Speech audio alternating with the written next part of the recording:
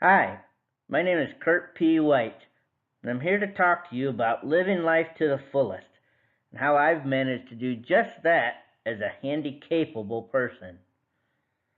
What's living life to the fullest? It's utilizing your God given time and talents to the best of your abilities. How do you do that? First, make a commitment to overcome life's obstacles. Next, follow your passions. Finally, put faith into action. As far as overcoming life's obstacles, I was born with my disabilities, so I've never known any differently.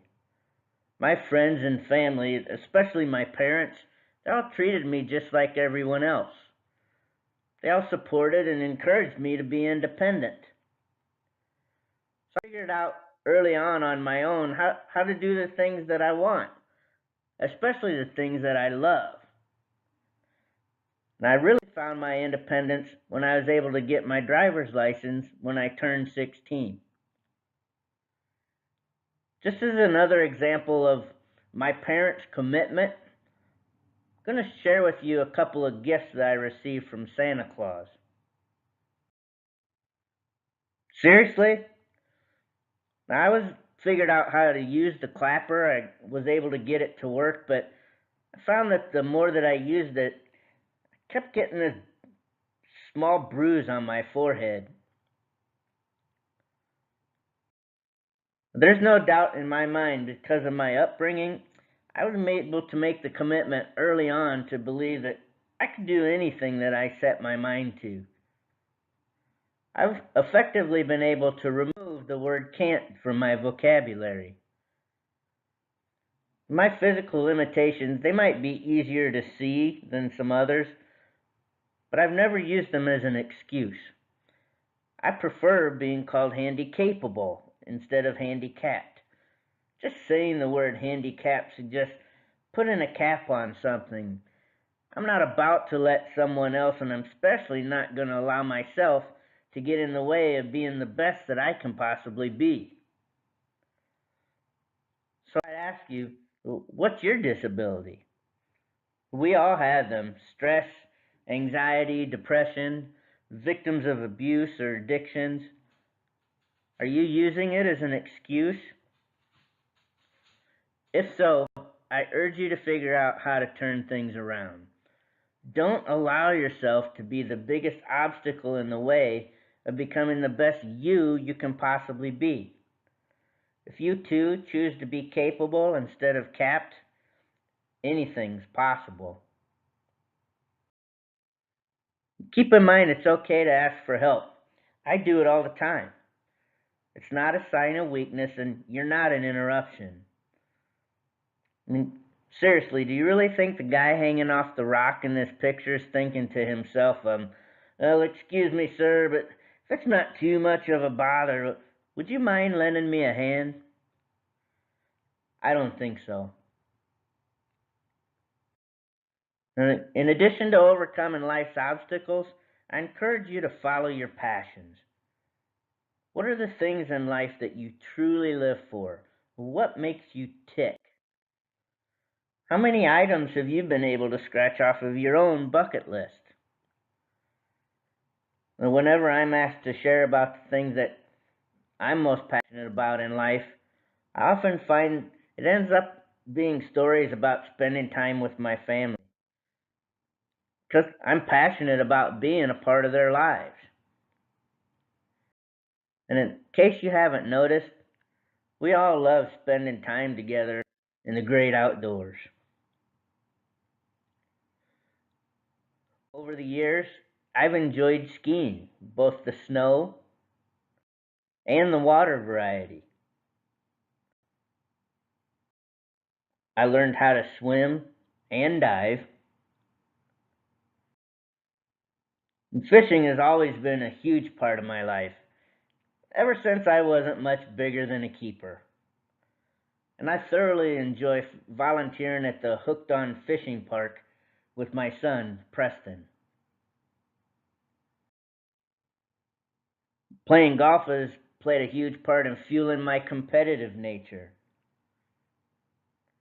I became a member of the National Amputee Golfers Association, played in several tournaments here in the Midwest, and I'm happy to say that I earned a second place trophy in the 2016 Midwest Regional Championships.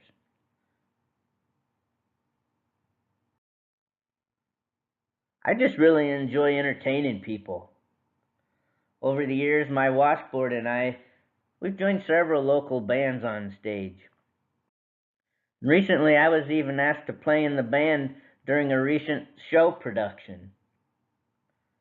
Currently, I have some aspirations of trying stand up comedy. I'm willing to give almost anything a try. I always do my best to participate in sports, and I found that I especially like playing volleyball. I learned how to shoot pool and gotten fairly decent at it, and I've played in a few tournaments here in the area.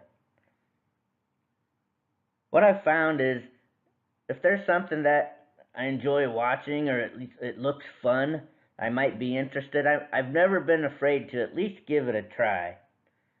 Which leads me to my third point: put faith into action. It's been said often that faith without action is dead. Don't be afraid to take a leap of faith.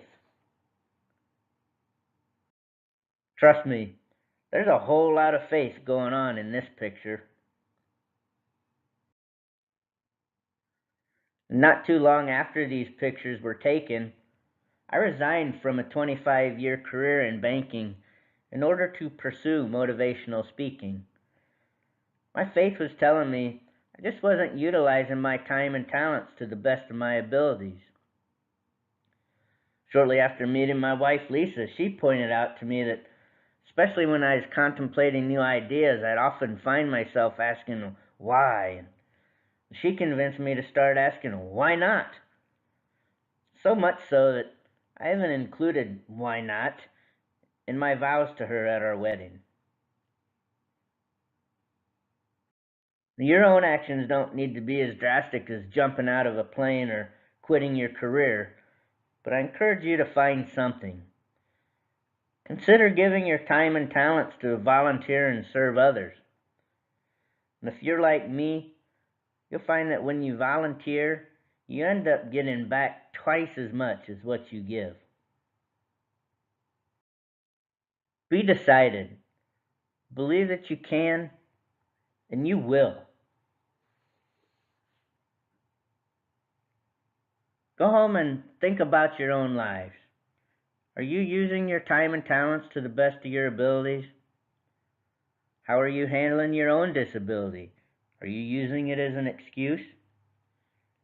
How many items have you been able to scratch off your bucket list, and are you currently adding new ones? Do your best to volunteer and serve others.